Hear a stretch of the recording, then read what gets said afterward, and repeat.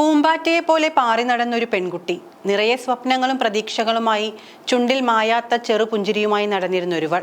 ഏതൊരു അച്ഛനെയും അമ്മയെയും പോലെ അവളുടെ മാതാപിതാക്കളും അവൾക്കായി ഉള്ള നല്ല നാളേക്കായുള്ള പ്രതീക്ഷയോടെ കാത്തിരുന്നു. എന്നാൽ പെട്ടെന്നൊരു ദിവസം അവൾ അപ്രത്യക്ഷയായി. പിറ്റേന്ന് അവളെ കിട്ടുന്നത് തണുത്തു മരവിച്ച ജീവനില്ലാത്ത ശരീരം മാത്രമായാണ്. CA വിദ്യാർത്ഥിനി മിഷേൽ ഷാജിയുടെ ദുരൂഹ മരണത്തെക്കുറിച്ചാണ് നമ്മൾ ഇന്ന് പറയുന്നത്. മകളുടെ മരണത്തിന് കാരണക്കാരായവരെ കണ്ടെത്താൻ നീതിക്ക് വേണ്ടി ഒരച്ഛനും അമ്മയും പോരാട്ടം തുടങ്ങിയിട്ട് 7 വർഷം പിന്നിടുന്നു. ലോക്കൽ പോലീസ് ആത്മഹത്യയെന്ന വിധിയെഴുതിയ കേസ് പിന്നീട് ക്രൈംബ്രാഞ്ച് അന്വേഷിച്ചിട്ടും അവസ്ഥ പഴയതു തന്നെ. പോലീസിന്റെ നിഗമനങ്ങൾ അവരും ശരിവെച്ചു. കൊലപാതകമെന്ന നിഗമനത്തിലേക്ക് എത്താൻ നിരവധി കാരണങ്ങൾ ഉണ്ടായിട്ടും മകൾ മരിച്ച നിമിഷം മുതൽ അത് ആത്മഹത്യയാക്കി മാറ്റാനായിരുന്നു ഏവർക്കും താല്പര്യമെന്നാണ് പിതാവിന്റെ വാദം. ഇപ്പോഴിതാ മിഷേലിന്റെ 26ാം ജന്മദിനത്തിൽ മാതാപിതാക്കൾ മകളുടെ കല്ലറയ്ക്ക് മുൻപിൽ പ്രതിഷേധിക്കുകയാണ്. വർഷങ്ങൾ എത്ര കഴിഞ്ഞാലും മകൾ നഷ്ടപ്പെട്ടവർക്ക് അതൊരു തീരാവേദനയാണ്. അതിന്റെ കാരണവും കാരണക്കാരെയും കണ്ടെത്താൻ കഴിഞ്ഞെങ്കിൽ അവൾക്ക് നീതി നേടിക്കൊടുത്തു എന്ന് ആശ്വസിക്കാനെങ്കിലും അവർക്കായേനെ. 2017 മാർച്ച് 5-നായിരുന്നു മിഷേലിനെ ഏവരും അവസാനമായി ജീവനോടെ കണ്ടത്. കച്ചേരിപ്പടിയിലെ ഹോസ്റ്റലിൽ നിന്ന് കലൂർ സെയിന്റ് ആന്റണീസ് പള്ളിയിലെത്തി പ്രാർത്ഥിച്ച് മടങ്ങുന്നത് CCTV ദൃശ്യങ്ങളിൽ പതിഞ്ഞിരുന്നു. കൊച്ചി ഗോശ്രീ പാലത്തിലേക്ക് മിഷേൽ നടന്നു പോകുന്നതിന്റെ ദൃശ്യങ്ങളും പുറത്തു വന്നിരുന്നു. അതിനുശേഷം മിഷേൽ എവിടെയാണ് പോയതെന്ന് ആർക്കും അറിയില്ല. പിറ്റേന്ന് ഏവരും കാണുന്നത് കൊച്ചി കായലിൽ ചേതനയറ്റ നിലയിലുള്ള മിഷേലിനെയാണ്.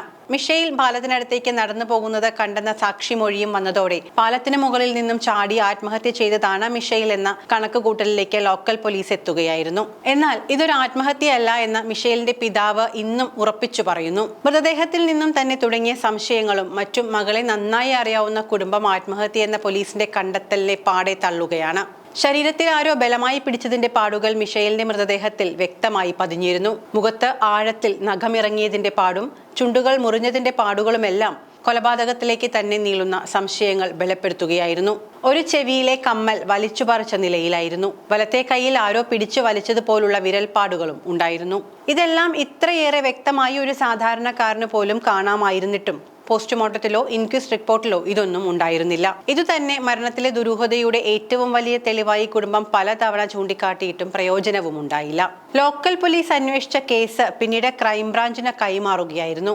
ഫോൺ റെക്കോർഡുകൾ പരിശോധിച്ചതിൽ നിന്ന് പ്രേരണാകുറ്റത്തിന് മിഷേലിന്റെ സുഹൃത്തായിരുന്ന പിറവം സ്വദേശി ക്രോണിൻ അലക്സാണ്ടർ ബേബിക്കെതിരെ കേസുമെടുത്തു. അന്വേഷണം തൃപ്തികരമല്ലെന്നും മകളുടെ ദുരൂഹ മരണത്തിൽ CBI അന്വേഷണം വേണമെന്നുമായിരുന്നു പിതാവിന്റെ ആവശ്യം. പിന്നീട് ക്രൈംബ്രാഞ്ച് അന്വേഷണം ഏറ്റെടുത്തെങ്കിലും 8 വർഷമായിട്ടും അന്വേഷണം പൂർത്തിയായിട്ടില്ല.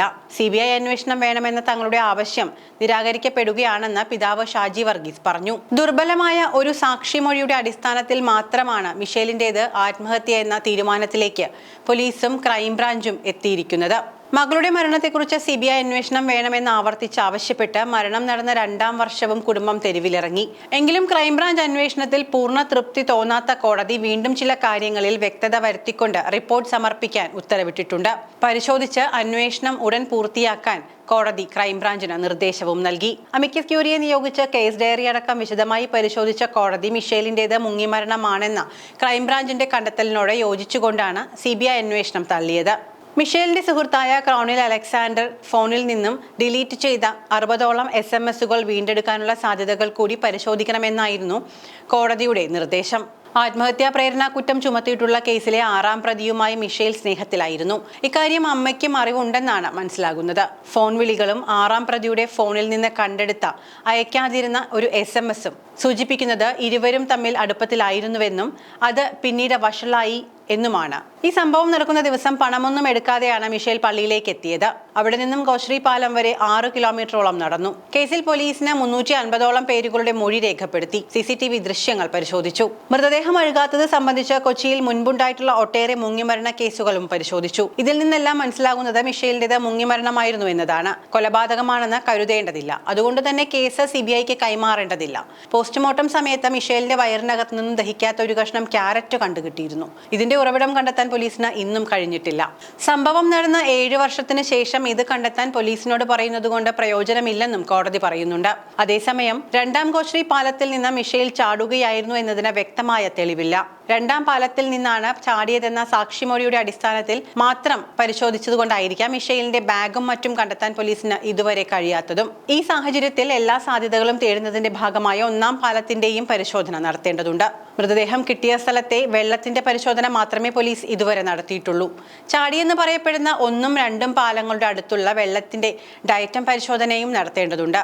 6ാം പ്രതിയുടെ ഫോണിൽ നിന്ന് ഡിലീറ്റ് ചെയ്ത SMS-കൾ വീണ്ടെടുക്കാനുള്ള സാധ്യതകൾ വീണ്ടും പരിശോധിക്കണം. മൃതദേഹം ഒഴുകി ഐലൻഡ് വാർഫിൽ എത്തിയതിനെ സംബന്ധിച്ചുള്ള വേലിയിറക്കങ്ങളെ കുറിച്ചിട്ടുള്ള പോലീസിന്റെ കണ്ടെത്തലുകളും വീണ്ടും പരിശോധിക്കണമെന്നും കോടതി അഭിപ്രായപ്പെട്ടിട്ടുണ്ട്. 2 മാസത്തിനുള്ളിൽ കേസ് റിപ്പോർട്ട് സമർപ്പിക്കണമെന്നായിരുന്നു കഴിഞ്ഞ സെപ്റ്റംബറിൽ കോടതി വിധിച്ചത്. എന്നാൽ ഇപ്പോഴും മിഷേലിന്റെ മരണം ഒരു ചോദ്യചിഹ്നമായി തുടരുകയാണ്. കേസ് വീണ്ടും ക്രൈംബ്രാഞ്ചിനെ തന്നെ ഏൽപ്പിച്ചിട്ട് എന്തു കാര്യമെന്നാണ് മിഷേലിന്റെ പിതാവ് ഇപ്പോഴും ചോദിച്ചുകൊണ്ടിരിക്കുന്നത്. മിഷേലിന്റെ 26ാം ജന്മദിനത്തിൽ കുടുംബാംഗങ്ങൾ ഉപവാസ സമരവും മുഖ്യമന്ത്രിയെ നേരിൽ കണ്ട പരാതി നൽകിയിട്ടും കേസിൽ പുരോഗതി ഒന്നും ഉണ്ടായിട്ടില്ല. പിതാവ് ഷാജി വർഗീസ്, മാതാവ് സൈലമ്മ, സഹോദരൻ മൈക്കിൾ എന്നിവരുടെ നേതൃത്വത്തിൽ മിഷേലിന്റെ ജന്മദിനത്തിന്റെ അന്ന് രാവിലെ 8 മുതൽ 5 വരെ സെന്റ് മേരീസ് ഓർത്തഡോക്സ് പള്ളിയിൽ മിഷേലിന്റെ കല്ലറയ്ക്ക് മുന്നിൽ സമരം നടന്നു. സത്യം എന്തായാലും പുറത്തു വരണം. ഇനി മിഷേലിന്റേത് ആത്മഹത്യയാണെങ്കിൽ തന്നെ കുടുംബം ഉന്നയിക്കുന്നത് പോലെ ദേഹത്ത് പിടിച്ചു വലിച്ചതുപോലുള്ള പാടുകളും മുഖത്ത് ആഴ്ന്നിറങ്ങിയ നഖത്തിന്റെയും പിന്നിലെ കാരണത്തിന് കൃത്യത വരുത്തണം. മിഷേലിന്റെ ബാഗും മറ്റും കണ്ടെത്താൻ എന്തുകൊണ്ട് പോലീസിന് സാധിച്ചില്ല, പോലീസ് കേസ് രജിസ്റ്റർ ചെയ്യാൻ വൈകിയത് എന്തുകൊണ്ട് എന്നതടക്കമുള്ള കാര്യങ്ങളിൽ വ്യക്തത വരുത്തണം. ശരിയും തെറ്റും സത്യവും മിഥ്യയും കണ്ടെത്താൻ തെളിവുകളെ നിങ്ങൾക്ക് മുന്നിലുണ്ടാകൂ. നിങ്ങൾ ദൈവമൊന്നുമല്ലെന്നും ജനങ്ങൾക്കറിയാം. പക്ഷേ ക്രമസമാധാന പാലകരോടും നീതിപീഠത്തോടും സാധാരണക്കാർക്കുള്ള ഒരു വിശ്വാസമുണ്ട്. എല്ലാം അവസാനിക്കുമ്പോഴും സത്യം മറനീക്കി നിങ്ങൾ പുറത്തു കൊണ്ടുവരും എന്നുള്ള ഒരു ഉറപ്പുണ്ട്.